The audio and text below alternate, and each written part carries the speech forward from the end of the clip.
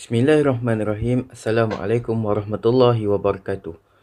We are from group number 3 from class IC 22060. We'll present to all of you about our topic, which is accountability as a principle of corporate governance. Before we begin, I would like to introduce our group members. Number 1, Afiq Zakan bin Osman. Myself, Mio Alif Haikal bin Muhammad Nur Asrat. The third member, Muhammad Afiq bin Abdul Aziz. And number 4, Rizqullah Shauki bin Azmi. This is our table of content. Number 1, we will begin with introduction, relevant dalil, comparison, application, case analysis, and last but not least, the conclusion. According to Khotami in 2017, he mentioned that the origin word of the word accountability has come from the Anglo-Norman language. According to history and semantic aspect, it is closely related to the word accounting, which leads to the meaning of bookkeeping. According to Sankala 2009 in the Public Administration Journal, he mentioned that the word accountability from the aspect of political discourse no longer only leads to the image of rigid bookkeeping and financial administration, but brings a promise to justice and propriety. The definition of accountability in general from Yap Kok Sheng 2009 is anyone who is accountable according to the situation of a matter, whether a decision is from an internal or external organization, and the effect can happen to an organization or institution for decision or action taken. In addition, the definition of accountability, according to Andreas Picasio 2008, is that A is accountable to B when A is required to notify B if about A's past or future activities and decisions to justify them and to face penalty if misconduct occur. Andrew Zola and Evie Wigmore in 2022 also explained the definition of accountability in the management aspect, which is that the employees are accountable for all their behavior, performances, and decisions. It is also related to the job commitment and motivation of the employee himself, which can lead to the higher productivity. Every behavior and action of the employees will be motivated to do it better because they feel the accountability attitude that needs to be practiced by the employees, and also because they know that they will be evaluated by the management regarding the performance of all their tasks. Among the three importance of accountability for good corporate governance is first, building the trust and confidence of consumer. This is because without trust from consumer, a company will not be able to stand and last long in the industry. The trust and confidence of the public of user must be built, implemented, and maintained by practicing competence, reliability, and honesty. In addition, accountability is very important to help determine the effectiveness of organizational goals. This is because it can ensure that an organization within the company always maintains the business that must be held responsible for their action that can bring positive or negative impact to stakeholders and even to society and the environment. Finally, accountability also can help the leader entrusted with a task or project to become a better leader.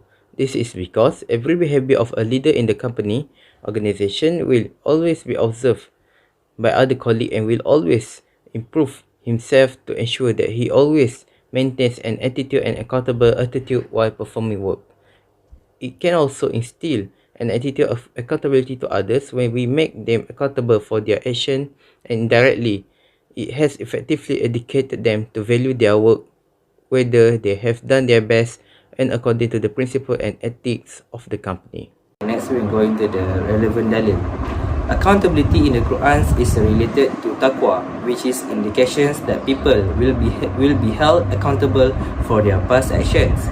Taqwa is an etymological term that refers to avoiding everything from one item to another.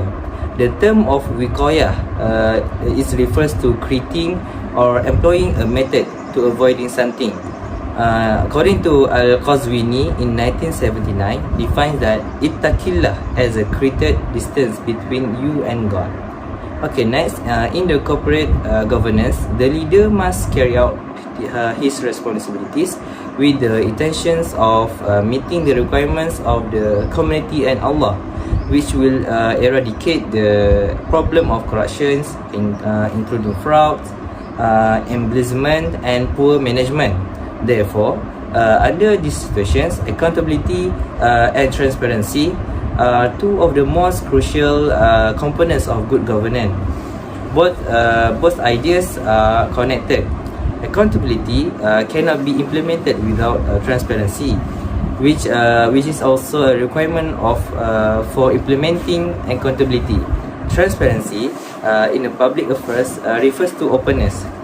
It is enables to the general public to learn more about ongoing operations of the government.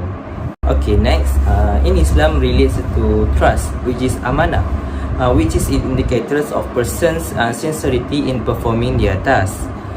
To accountability in governance, according to Al-Shinkiti in 2006, states that anything Allah has entrusted to you and given you instructions to care over falls under the category of amanah. Based on the term amanah, in this meaning refers to all that the persons is required to look after or uphold and fulfill in terms of another person's right. Amanah operates in three well-known domains. Firstly, pecuniary right created by governance and contract, maintaining others' secrecy and positions of responsibility, whether social, public, or private. Islam mandates that they maintains the trust and fulfills in accordance with Sharia, and forbids neglecting or betraying in the case of both public and private trust. According to Quran, Allah has said, Ya ayyuhallazina amanu la takhunu Allah war rasul wa takhunu amanatakum wa antum ta'lamun.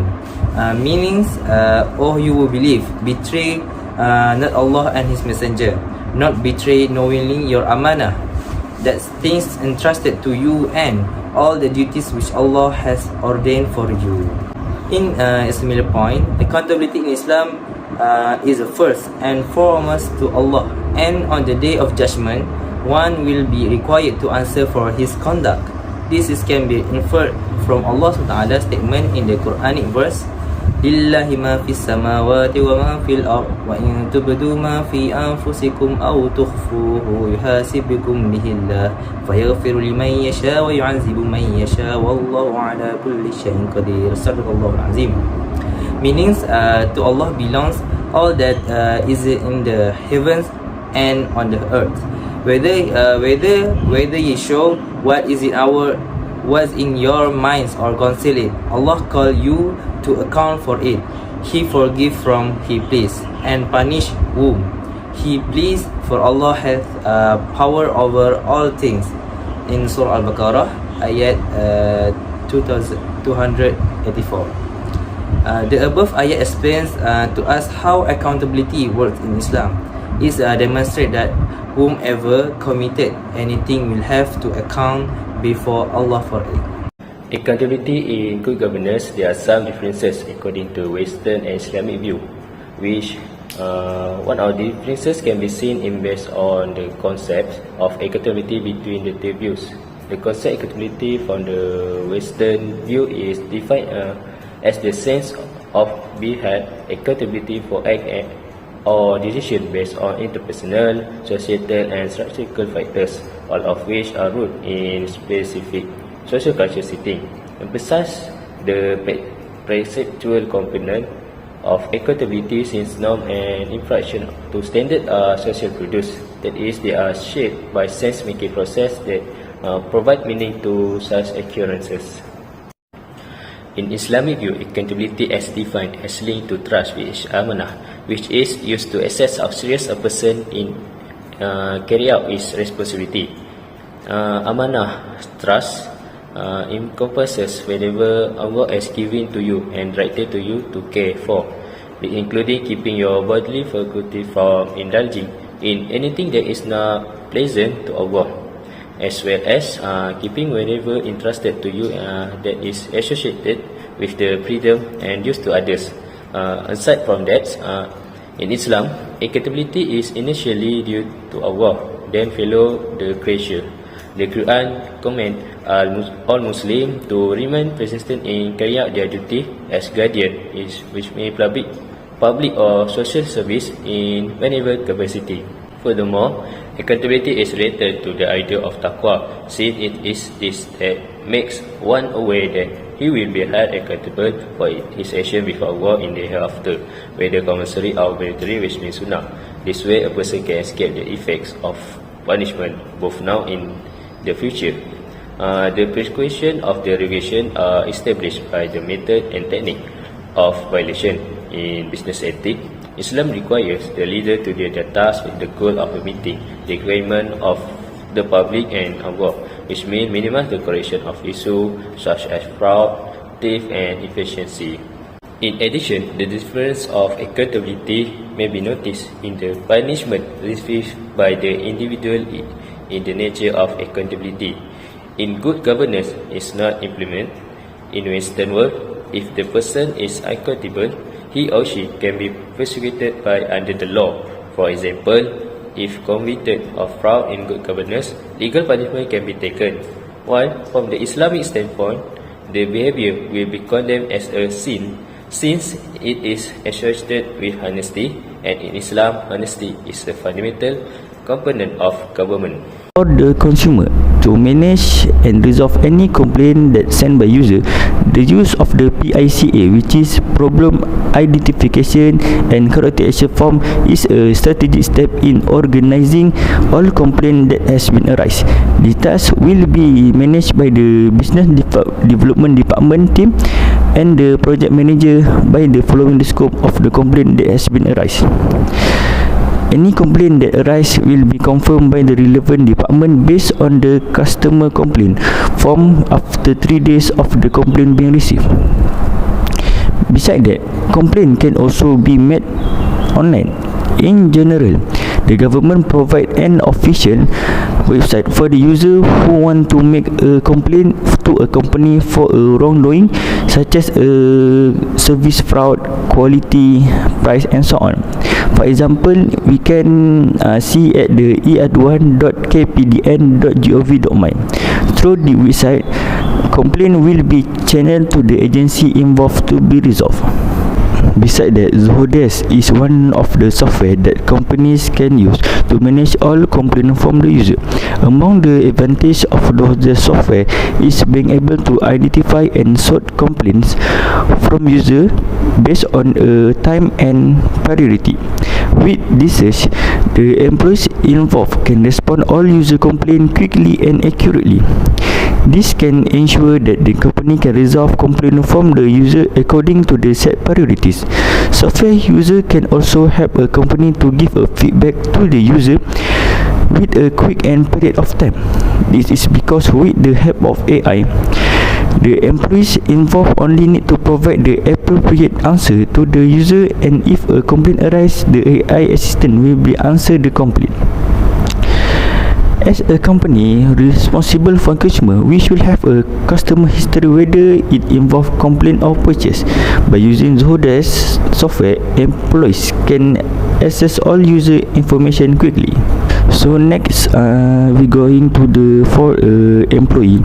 The Ministry of Human Resources launched the WFW application, which is working for workers to be used as a medium for workers to make any complaint to safeguard a workers' welfare right.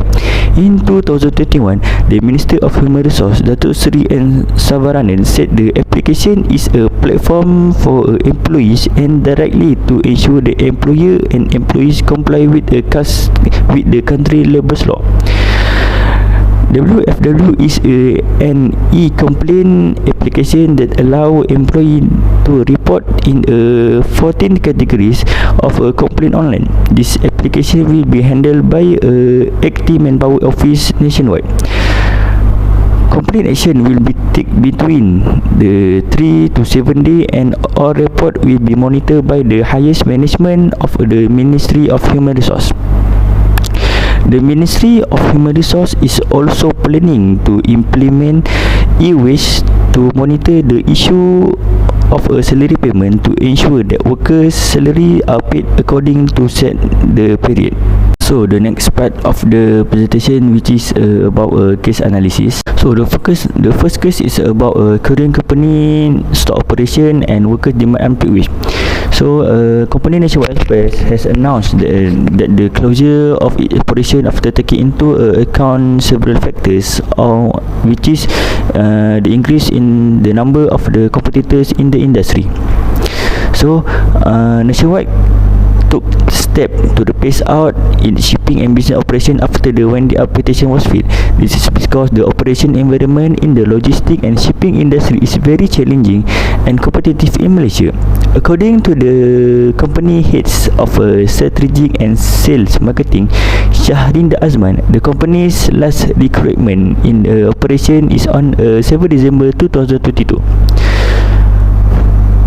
So we can see the last financial result of the Nationwide Express show that is a remain in the rate for the 9 months to ended on the 31 December 2021. The total net loss was reduced by the 6.92 million when compared to the 11.54 million accurate years ago. So the issue of employee attention has been hit again when the Nationwide Express company is linked to the salary problem. So a total of about 600 active workers who were dismissed seem to be in a frenzy with the issue. Nationwide Express layoff pace in until January 24. 67 Nationwide Express Langor branch employees have gathered in front of the organisation registration department office, which is ROS, to demand their salary arrears. One of the affected employees is Muhammad Hazul Rosli, who has served and worked at the Nationwide Express for 13 years. According to Muhammad Hazul Rosli, Nationwide Express company has alleged and that the company has not paid his salary in a full for a period of the years. According to the he also said it is not fair to the company to lay off workers without paying wage, including EPF allowance and so because it is impossible for all the laid off workers to get a new job quickly and at the same time have a little income problem. So according to the Trade Union Congress Secretary General Kamarul Bahrin Mansur, ROS official recommended to the workers take their case to the right place. According to he also said the company should transfer their employees to the another company if they cannot afford to pay their employee salary in full. So he also said the Ministry of Human Resource should make an amendment to blacklist company director involved in this issue so that they do not to do it in others company. So the second case is about QPT product contain mercury and the Ministry of Health prohibit the sale. The Ministry of Health not longer allow the sale to the two cosmetic product that are produced by the Vida Beautician and Berhad. The Malaysian Ministry of Health advised to the public to avoid using a QPT Vitamin Pro 9 and also a QPT UV block because they contain one of the scheduled dyes that are not allowed in a cosmetic. So one of the user who experienced hearing a problem and hair loss after using the product within the 3 months. Exposure to the mercury can also cause a worse effect such as damage to the kidneys, nervous system and rash. So according to Dr. Noisham, the individual who commit this offence can be fined not more than 25,000 or imprisoned not more than 3 years or both for the first offence. So the Malaysian Ministry of Health has also requested that the sale and distribution of the products be stopped immediately. This is because the action has violated the Drug and the Cosmetic Control Regulation 1984. Besides that, the Brunei Ministry of Health also banned to the sale of the product as well. In conclusion, from the discussion above, it can be indicated that the accountability for good corporate governance plays a big role in companies' organization. Accountability provides an obligation to stakeholders and employees to report any problem, follow up action or activities in writing and file as well to the administration that provides a response. They must also have a policy and implement something based on facts, values and needs of the society that applies whether it will have positive or negative effect without just focusing on profit alone. Therefore, all responsible parties must ensure that the companies they operate comply with the principle of good corporate governance, so that the welfare of the employees and the community will always be protected, and ensure that the company is on the right track in obtaining profit, and by practicing an attitude of accountability and transparency in their daily operation. So that's all from our group. Thank you and Assalamualaikum warahmatullahi wabarakatuh.